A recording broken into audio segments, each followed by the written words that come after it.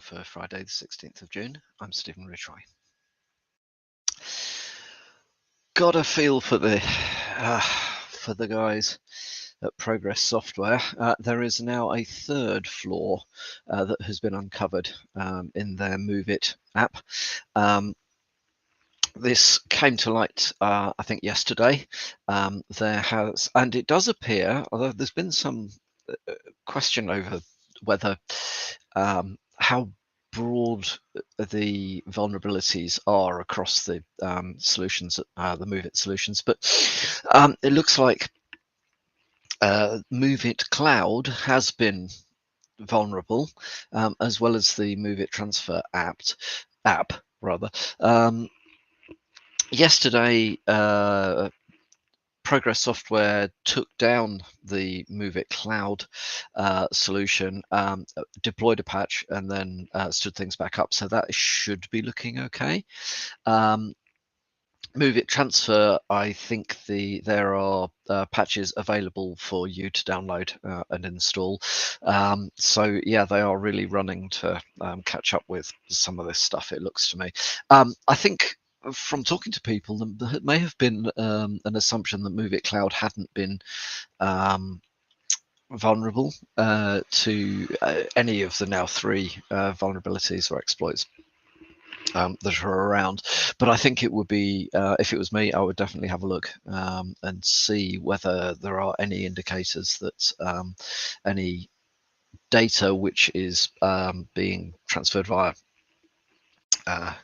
Move It Cloud, just to see whether there are any indications that any of that stuff has been breached or has leaked one way or another. There's a good write-up from the Hacker News about the state of things at the moment, and we'll also post a link to the progress.com's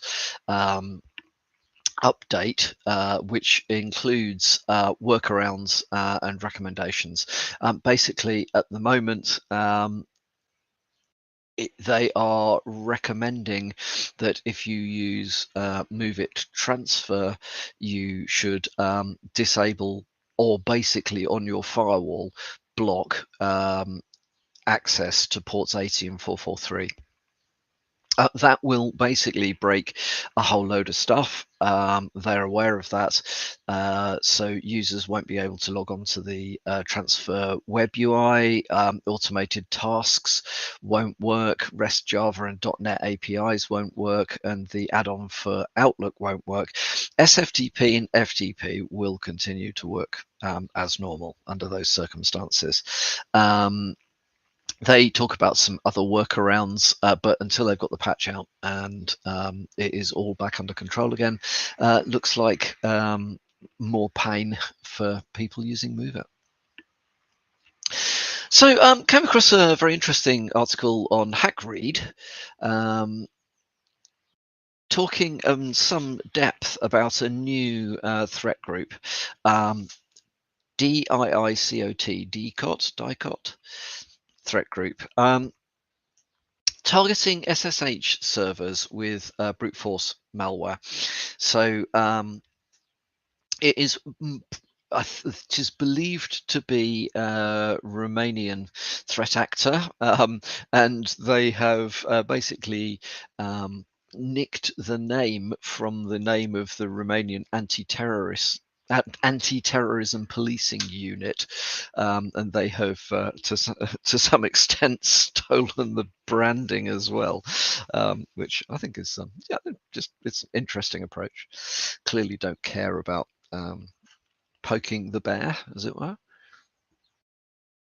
So it's a really good write-up. They've got some reasonably unusual TTPs, and the write-up goes into some details around this. But basically, the starting point is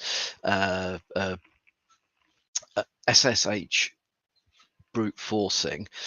So if you have SSH servers that are accessible on the internet, it is definitely worth making sure that you have hardened those, strongly recommend that you move to key-based authentication for any servers which are publicly accessible. Usernames and passwords are just too easy to well, guess, brute force, whatever. So harden your SSH, keys for authentication, firewall rules, limit access to those, to the SSH ports for to only those things that actually need to be able to access it. Think it through, and protect, because this is quite new, and therefore may well be looking to exploit things that for which there is scant understanding at the moment. The DICOT frequently uses Discord for C2, mainly because it supports HTTP post requests to a webhook URL. So that also allows for data exfiltration too. So it's very interesting write-up. I think very easy to identify some newer TTPs from this write-up. If you are concerned about this stuff, especially if you are hosting SSH servers directly onto the internet, have a read, build some of this stuff into your defense strategy. And finally, from me today, more stats are emerging around the use of tools such as ChatGPT. Some research has been done looking into corporate users of so artificial intelligence chat apps, and it sounds like the research was quite broad. It's not just 98% of 100 people do X, Y, and Z kind of thing. It's not, well, no, actually going to ask enough people to make it valid. So they've been looking at around 10,000 employees of corporate organizations. And there are some areas of concern there. Around 6% of employees have at some point or another pasted sensitive data into, in this case, they're looking at Gen AI.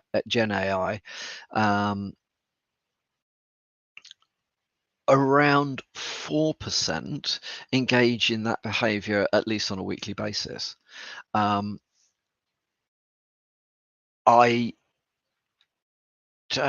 but what can you say? If you are tempted to paste sensitive or corporate or whatever data into a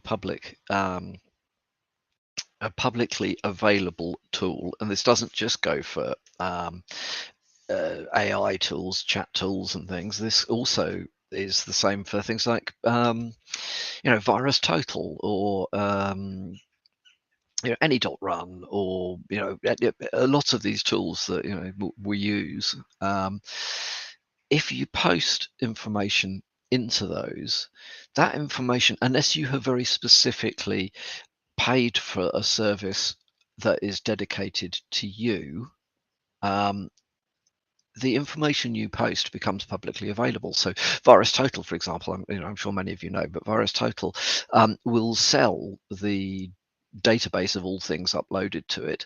It's allegedly quite expensive, but where that includes mistakenly uploaded corporate sensitive information, that stuff becomes available. So you just have to think about this. And yeah, okay, cyber awareness training clearly has not got through to that final 6% of employees who really should know not to upload things that actually matter to any publicly available website.